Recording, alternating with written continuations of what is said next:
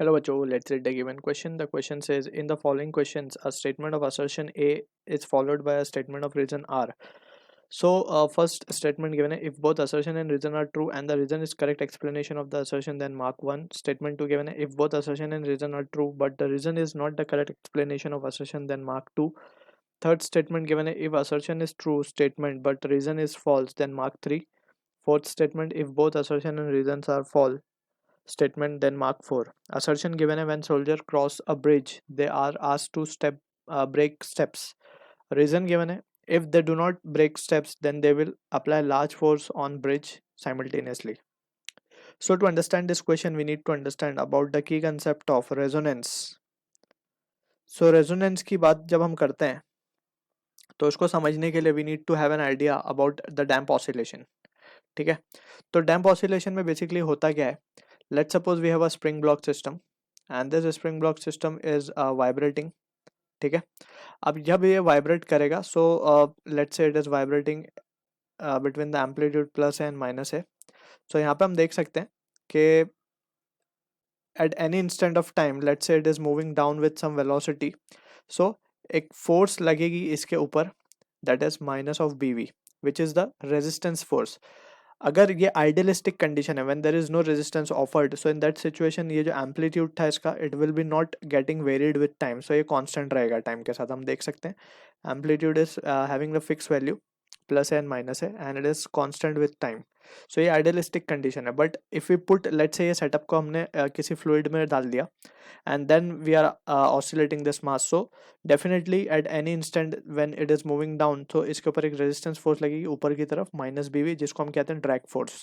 ठीक है, तो जो एक्सप्रेशन हम लिख सकते हैं फोर्स का in this case it can be done as minus k x, ये तो रिस्टोरिंग फोर्स है, and now minus b we which is the drag force जो कि अपोजिट डायरेक्शन में लगेगा.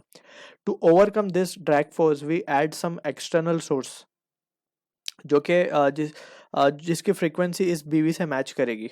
राइट, यानी कि वी कैन से अगर हम डिस्प्लेसमेंट का इक्वेशन लिखेंगे यहाँ पे, so it is a sine omega T. Right, हमें वेलोसिटी का इक्वेशन चाहिए तो इसको डिफरेंशिएट करेंगे तो ये आएगा ए कॉस ओमेगा टी. तो हम ड्राइविंग फोर्स जो लगाएंगे वो होगी हमारे पास F cos omega D T. अब यहाँ पे ओमेगा डी जो है वो ड्राइविंग फ्रीक्वेंसी है जो कि क्योंकि यहाँ पे लॉस हो रहा है माइनस ऑफ बीवी की वजह से, ड्रैग फोर्स की वजह से लॉस हो रहा है ऑसिलेशन की एम्पलीट्यूड के अंदर.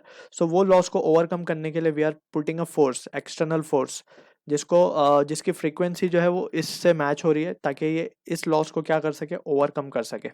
राइट, एंड क्योंकि हम देख सकते हैं कि अगर डैम्प ऑसिलेशन का केस है तो इसमें जो एम्पलीट्यूड है वो क्या होता है, टाइम के साथ इट डिक्रीजेस.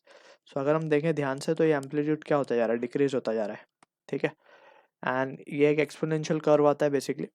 तो यहाँ पे हमें कॉन्सेंट्रेट करना है ऑन दिस. अब यहाँ पे अगर हम देखें इसको ध्यान से, सो ये जो ओमेगा डी है इसे कहते हैं हम ड्राइविंग फ्रीक्वेंसी. राइट, जो कि एक्सटर्नली अप्लाई की गई है. तो we can see when natural frequency of the body becomes equals to the driving frequency, so this is the special case when resonance occur.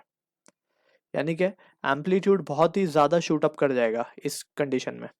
ठीक है, तो पहले हम समझ लेते हैं नेचुरल फ्रीक्वेंसी के बारे में. नेचुरल फ्रीक्वेंसी है क्या, तो नेचुरल फ्रीक्वेंसी के बारे में अगर हम बात करें सो वी कैन सी के लेट सपोज ये स्प्रिंग ब्लॉक सिस्टम को हम देखें यहाँ पे, तो हमने क्या किया, इसको जस्ट हल्का सा डिस्टर्ब किया अपनी मीन पोजीशन से. ये इसकी मीन पोजीशन, हमने उसको स्लाइटली नीचे थोड़ा सा पुश किया और छोड़ दिया. अब जिस फ्रीक्वेंसी से वो ऑसिलेट कर रहा होगा वो उसकी नेचुरल फ्रीक्वेंसी कहलाएगी. ठीक है, फिर हमने क्या किया, अगर हमने कोई लेट्स से ट्यूनिंग फॉक का एग्जांपल भी ले सकते हैं. हमने एक बार उसको प्रोंग पे हिट किया और उसको छोड़ दिया तो वो जिस फ्रीक्वेंसी से वाइब्रेट करेगा वो नेचुरल फ्रीक्वेंसी होगी. अब बात करते हैं कि जो ड्राइविंग फ्रीक्वेंसी है उसका क्या रोल है. सो ड्राइविंग फ्रीक्वेंसी बेसिकली क्या करेगी, it will increase. Right, driving frequency basically क्या करेगी, ये एडिशनल फोर्स करेगी सिस्टम को वाइब्रेट करने पे कुछ अलग फ्रीक्वेंसी पे. And when driving frequency matches with the natural frequency, in that situation resonance will occur. तो ऐसा ही कुछ होता है. अब इसका अगर हम ग्राफ देख लें कुछ, तो ग्राफ कुछ इस तरीके से आता है, that is omega versus amplitude. So ये ग्राफ कुछ इस तरीके से आता है and this is the maximum value जहाँ पे we can say omega is equals to omega D. ठीक, तो यहाँ पे इसका एग्जांपल्स हम समझ सकते हैं, जैसे कि फॉर एग्जांपल ब्रिज की बात कर रहे हैं तो ब्रिज, सस्पेंशन ब्रिज की स्पेसिफिकली बात हो रही है. सो सस्पेंशन ब्रिज क्या होता है, केबल से बंधे होते हैं. ठीक है ना, केबल से बंधा हुआ ब्रिज होता है ये। अब अगर इस पे ये ऑसिलेट कर रहा होता है ये ब्रिज, ठीक है ना, ये ब्रिज इज ऑसिलेटिंग, तो जब ये ऑसिलेट करेगा अपनी नेचुरल फ्रीक्वेंसी पे, जब तक कोई प्रॉब्लम नहीं है, जब तक इसका एम्पलीट्यूड बहुत कम होगा, ठीक है। लेकिन जब इस पे एक साथ एक्सटर्नल फोर्स इसके ऊपर अगर काम करे एक साथ, सो इसका एम्पलीट्यूड जो है वो मैसिवली बढ़ जाता है, राइट। यानी कि बोलने का मतलब ये है कि जो ब्रिज की नेचुरल फ्रीक्वेंसी होगी वो मैच कर जाएगी अगर ड्राइविंग फ्रीक्वेंसी से जो इसके ऊपर फोर्सेस अप्लाई हो रही हैं, ठीक है। तो in that situation we can say कि इसका amplitude will increase very much, और उससे क्या होगा, एम्पलीट्यूड बढ़ने से इसके अंदर, केबल्स के अंदर टेंशन ज़्यादा आ जाएगी, and this will lead to tensions increment in cable and that will lead to bridge collapse। तो ऐसा ही कुछ होता है जब सोल्जर्स मार्च करते हैं।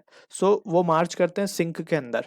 सिंक मीन्स एक साथ ही वो कदम रखते हैं, ठीक है। तो एक साथ कदम रखने से क्या होगा, एक साथ ही वो फोर्स सबकी जो है ब्रिज के साथ ब्रिज को वाइब्रेट करा देगी, और जब वो ब्रिज की फ्रीक्वेंसी नेचुरल फ्रीक्वेंसी से उन मार्चिंग की फ्रीक्वेंसी मैच कर जाएगी, in that situation resonance will occur and bridge will collapse। So when soldier cross a bridge they are asked to break the steps। So there are many incident happen जो resonance की वजह से bridge collapse हुए हैं, ठीक है। तो यहाँ पे ये असर्शन तो क्लियर है कि उन्हें ब्रेक करने को कहा जाता है, स्टेप एक साथ ना रखें ताकि फोर्स जो है वो एक साथ ना आए उस पर, ठीक है। If they do not break the step they will exert large apply of force on the bridge. So ये भी करेक्ट है। So we can say assertion is true and reason is the correct explanation for assertion। So option 1 is the correct answer to the question। I hope you understood the solution। All the best।